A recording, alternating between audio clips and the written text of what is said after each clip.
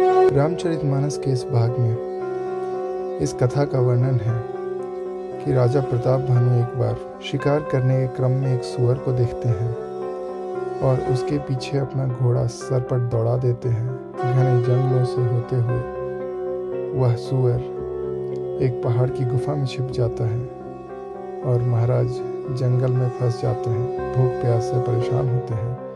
तभी उन्हें कपटी मुनि मिलते हैं। तो आइए इस कथा को, इस प्रसंग को रामचरितमानस के माध्यम से पढ़ते हैं। हृदय न कछु फल अनुसंधाना, भूप विवेकी परम सुजाना। करे जो धर्म कर्म मन बानी, वासुदेव अर्पित नृप ज्ञानी। राजा के हृदय में किसी फल की कामना नहीं थी। राजा बड़ा ही बुद्धिमान ज्ञानी था। वह ज्ञानी राजा कर्म मन और वाणी से कुछ भी धर्म करता था, वह सब भगवान वसुदेव के अर्पित करते जाता था। चढ़ी बरबाजी बारेक राजा, मृगया कर सब साजी समाजा। विंध्याचल गंभीर बन गयऊ, मृग पुनीत बहु मारत भयऊ। एक बार वह राजा एक अच्छे घोड़े पर सवार होकर शिकार का सब सामान साज कर विंध्याचल के घने जंगल में गया और वहां उसने बहुत से उत्तम हिरण मारे।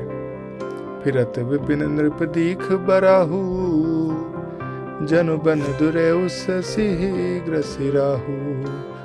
बड़ विधु नहीं समात मुख माही, मनहु क्रोध बसु गिलत नाही।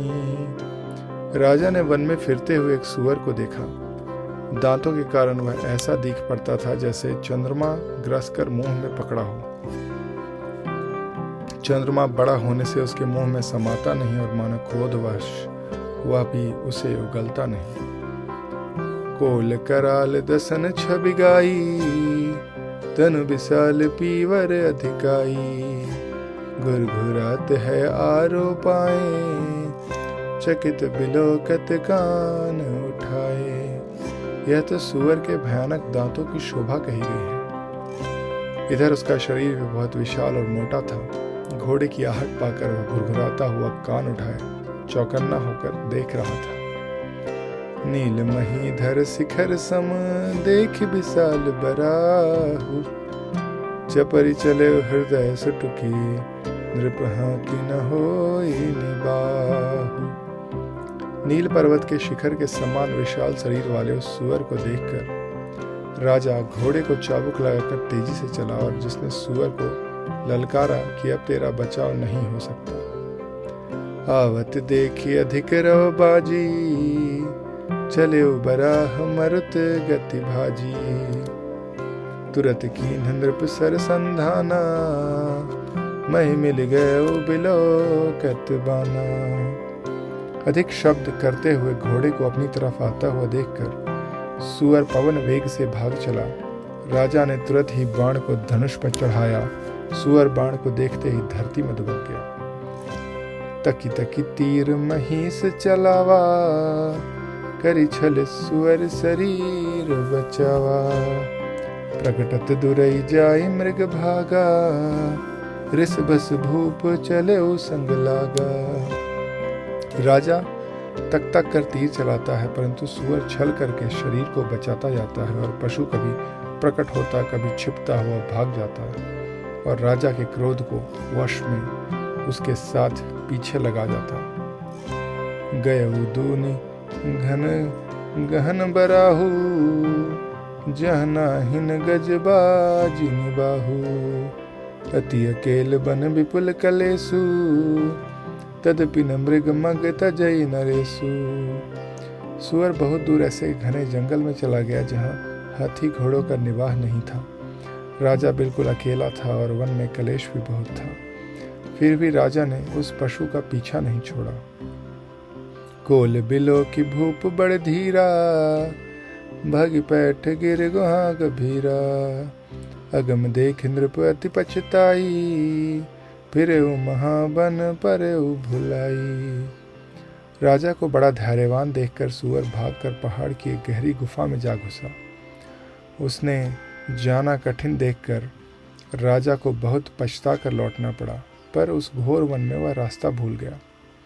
खेद खिन्न क्षुधित तृषित राजा बाजी समेत, खोजत व्याकुल सरित सर, जल बिन भयउ अचेत।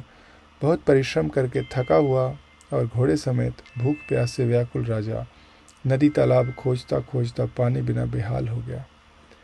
फिरत विपिन आश्रम एक देखा, तह बस नृपति कपट मुनि बेखा। जासु देश नृपलीन है छड़ाई, समर सेन तज गए ऊपर आई। वन में फिरते फिरते उसने एक आश्रम देखा। वहाँ कपट से मुनि का वेश बनाए एक राजा रहता था, जिसका देश प्रताप भानु ने छीन लिया था और जो सेना को छोड़कर युद्ध से भाग गया था। समय प्रताप भानु कर जानी, अपन अति असमय अनुमानी। गयउ न गृह मन बहुत गलानी, मिला न राज नृप अभिमानी। प्रताप भानु का समय जानकर और अपना कुसमय अनुमान कर उसके मन में बहुत ग्लानि हुई। इससे वह न तो घर गया और न अभिमानी होने के कारण राजा प्रताप भानु से ही मेल किया। ऋषिवर मारी रंक जिमि राजा, विपिन बसई तापस के साजा। तासु समीप गवन नृप कीन्हा, यह प्रताप रबिते ही सब चीन्हा। दरिद्र की भांति मन ही में क्रोध को मारकर वह राजा तपस्वी के वेश में वन में रहता था। राजा प्रताप भानु उसी के पास गया। उसने तुरंत पहचान लिया कि यह प्रताप भानु है। राव तृषित नहीं सो पहचाना, देखी सुबेश महामुनि जाना।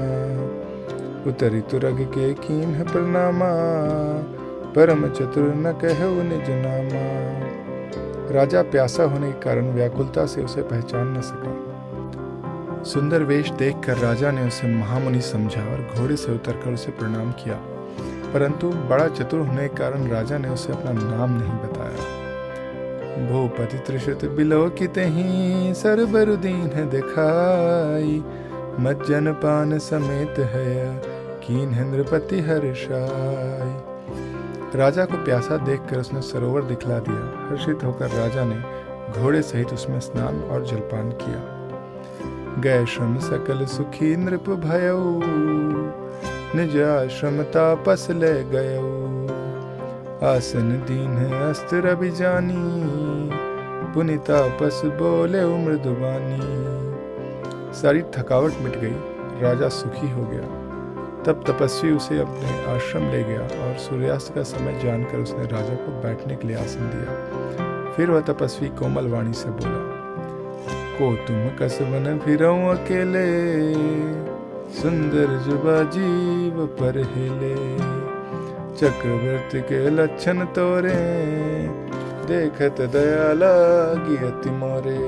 तुम कौन हो, सुंदर युवक होकर जीवन की परवाह न करके वन में अकेले क्यों फिर रहे हो? तुम्हारे चक्रवर्ती राजा के ऐसे लक्षण देखकर मुझे बड़ी दया आती है। नाम प्रताप भानु अवनीसा, दस सचिव मैं सुना हूँ मुनीसा। फिरत हर पर भुलाई, बड़े भाग देख्यों पद आई। राजा ने कहा, हे मुनीश्वर सुनिए, भानु प्रताप नाम का एक राजा है, मैं उसका मंत्री हूँ। शिकार के लिए फिरते हुए राह भूल गया। बड़े भाग्य से यहाँ आकर मैंने आपके चरणों में दर्शन पाया। हम कहें दुर्लभ दर्श तुम्हारा, जानत हो कछु भल हो निहारा। कह मुनि तात भयो अंधियारा, जो जन सत्तरि नगर तुम्हारा। हमें आपका दर्शन दुर्लभ था, इससे जान पड़ता है कि कुछ भला होने वाला है। मुनि ने कहा, हे तात, अंधेरा हो गया है, तुम्हारा नगर यहाँ से 70 योजन पर है। निशा घोर गंभीर बन, पंथ न सुनहु सुजान। बस आज अस जानि तुम, जायहु होत बिहान। हे सुजान सुनो, घोर अंधेरी रात है, घना जंगल है, रास्ता नहीं है। ऐसा समझकर तुम आज यहीं ठहर जाओ, सवेरा होते ही चले जाना। तुलसी जैसी भवतव्यता, तैसी मिलहि सहाय। आपनो आवै ताहि पही ताहि तहाँ ले जाय। तुलसीदास जी कहते हैं कि जैसी भवितव्यता अर्थात होनहारी होती है, वैसी ही सहायता भी मिल जाती है। या तो आप ही आपके पास आती है या उसको वहाँ